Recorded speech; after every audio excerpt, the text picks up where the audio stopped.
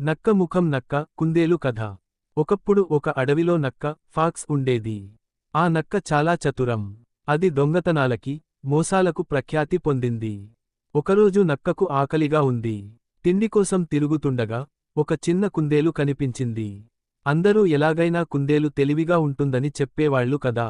ఈ నక్క మాత్రం తన మాయా మాటలతో దాన్ని మోసగించాలనుకుంది. నక్క, హాయ్ కుందేలు, నీకు వందనాలు. నిన్ను చూసి ఎంతో ఆనందంగా ఉంది. నీవంటి తెలివైన మిత్రుడు నాకు కావాలి.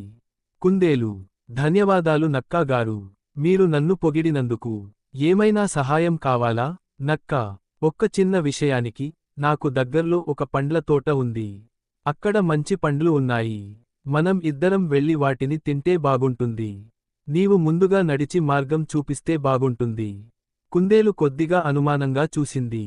కాని నక్క మాటలు నమ్మింది. ఇద్దరూ నక్క చెప్పిన దారి వెళ్తున్నారు. అప్పుడు కుందేలు ఒక్కసారిగా ఆగింది. కుందేలు, నక్కాగారు, మీరు ఎక్కడికి తీసుకెళ్తున్నారు? ఇది పండ్ల తోట దారి కాదు కదా. నక్క, అదేం లేదు. ఈ దారిలో షార్ట్కట్ ఉంది. కుందేలు మాత్రం తెలివిగా ఆ దారిని ముందుగానే గమనించింది. అక్కడ ఒక బాతు ఉంది, నక్క జాలికి చిక్కేలా పెట్టిన ఒక గొయ్యి. కుందేలు అన్నది, నక్కాగారు, షార్ట్కట్ మనకు మంచిది కాదు. నిజమైన మార్గమే మంచిది. మీరు మీ దారి చూసుకోండి. నేను నా దారి చూస్తాను. అంతే. నక్క తలదించుకుని వెళ్ళిపోయింది. కుందేలు తెలివిగా తప్పించుకుంది. పుస్తకాలు ఈ కథ ద్వారా నీతి: మాయ మాటలపై నమ్మకముంచకూడదు. తెలివిగా ఆలోచిస్తే కష్టాల నుండి తప్పించుకోవచ్చు.